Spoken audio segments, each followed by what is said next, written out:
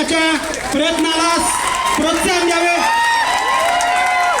आर्य सनातन हिंदू धर्म की छत्रपती श्री शिवाजी महाराज की बोल बजरंग, अरे बोल बजरंग।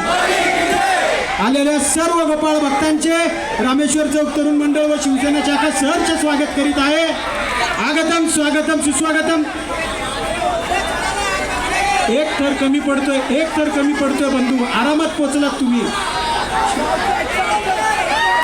आला आला आला